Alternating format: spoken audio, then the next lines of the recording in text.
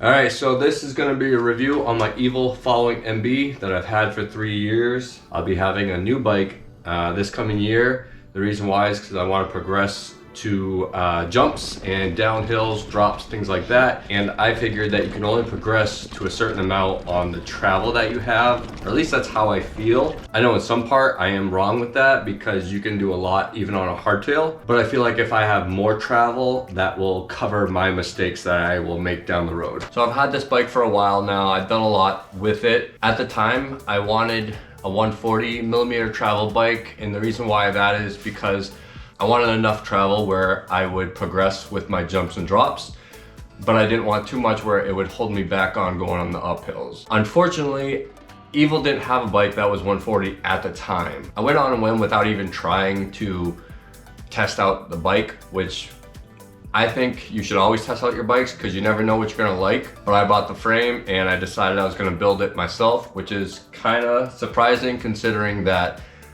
I've never built a bike before. But I felt like you gotta start at some point. I also felt it was kind of stupid of me because I spent some money on the parts that I wanted to get. I figured instead of upgrading as time goes on, I would just say screw it and buy the ones I want and forget about it. And overall, it's been pretty good. I wanted to make this my own, so I decided to build it myself. Put all the parts that I want on it. This way it can be my own and hopefully I can look a little different than everyone else. So we'll start with that I am 5'10". My wife thinks I'm 5'11", but maybe 5'10 and a half. I got a medium frame. It fits me very well and I can't complain at all with how it fits. The cranks I got are Race Face Next SL. I got them with the orange decals just to match with the orange frame. The pedals that I chose to begin with were Race Face Chesters because I've heard great reviews. I got the composite ones and they've worked just fine. I did, if you want to call it an upgrade, maybe not, because these are composites as well. But these are 1UP composite pedals. I like these more than the Race Face, but that is just because it has a wider area for my foot.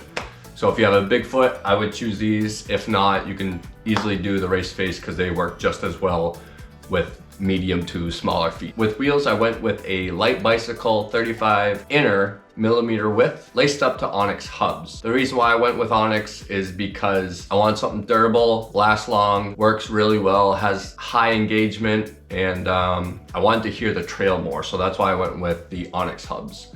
They make new ones called the Vesper, which are lighter than these ones, but these ones work just as fine, if not the same. They're just a little heavier. I want the color coat match as much as possible, but I don't want to go too overboard.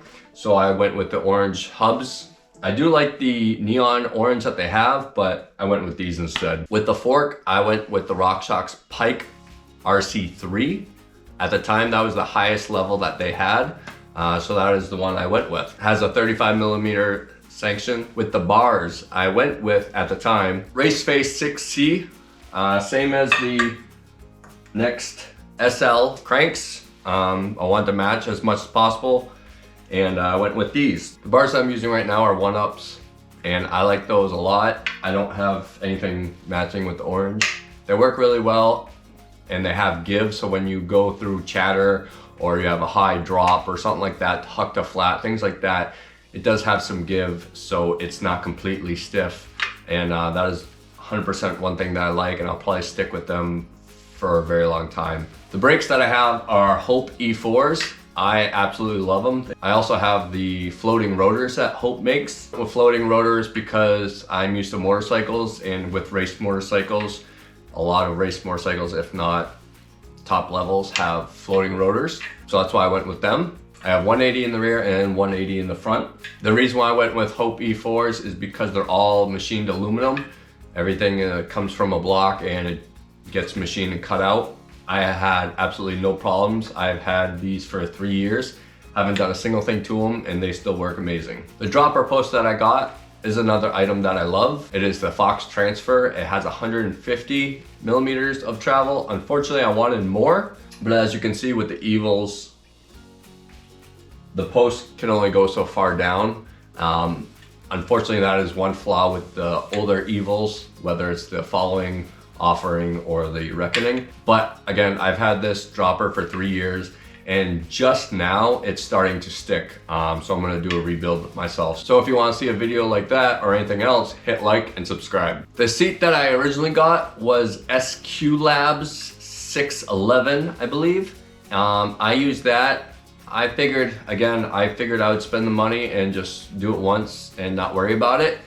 The funny thing with that is, just because you spend more money on something else doesn't mean it's better for you, or at least that you feel.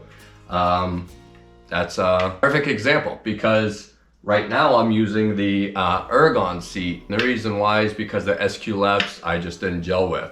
Spent some money on that. I thought it was cool because the SQ Labs seat moves as you pedal a little bit, not a whole lot. And I thought that was a really cool idea. I thought it would make sense, things like that.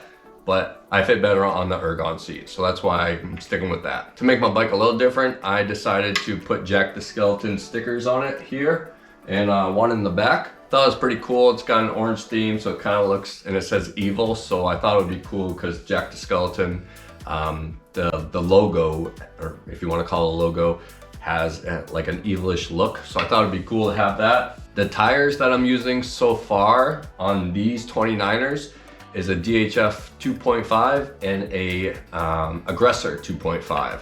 I actually like that combo a lot for all around trail riding, whether it's downhill, whether it's going uphill. It overall has a nice level of grip. Out of all the components you can change and make yourselves and make it your own, I think stems are the least favorable for me because they all look somewhat the same. So the stem that I got is the Race Face Turbine R.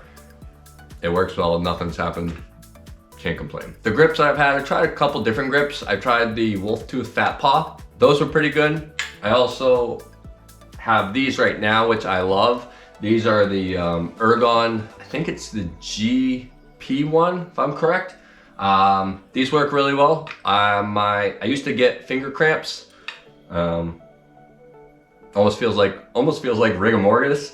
But after putting these on, I've had no issues. I kind of want to try the Fat Paws that are actually even a little bigger, but because those are comfy and these are kind of stiff, but they work well with the extension right here for your palm. All right, so now it's how does this bike ride with all the components that I have on it. So I've had this for 3 years, and I've done things from drops to about, I think maybe about 4 or 5 feet, to climbing pretty steep, pretty loose uphill, to jumps at highlands.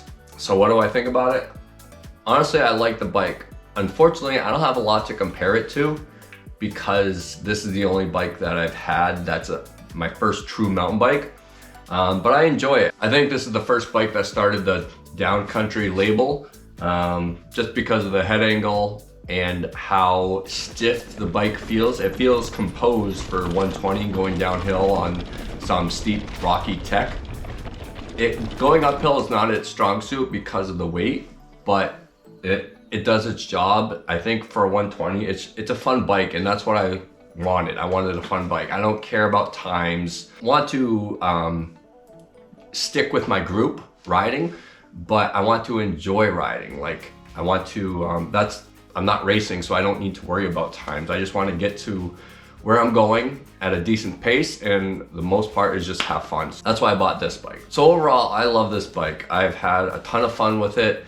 It can let me go uphill just as much as I want to. It hauls ass going down, but I need to move on and I need to progress. And the only thing that I feel that I need to progress in right now is my downhill characteristics. So my jumps especially, I'm not good with jumps.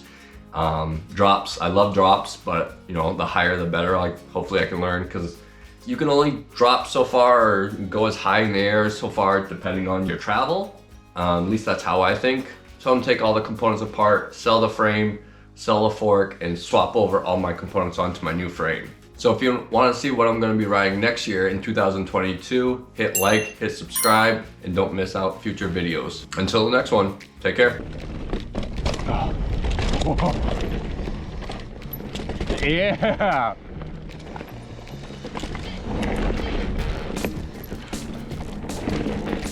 Oh crap. Oh. Woohoo.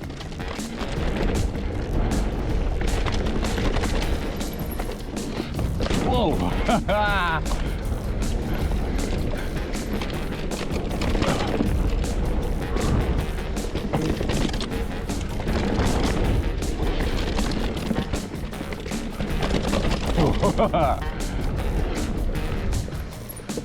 Whoa, that's a good f***ing trail.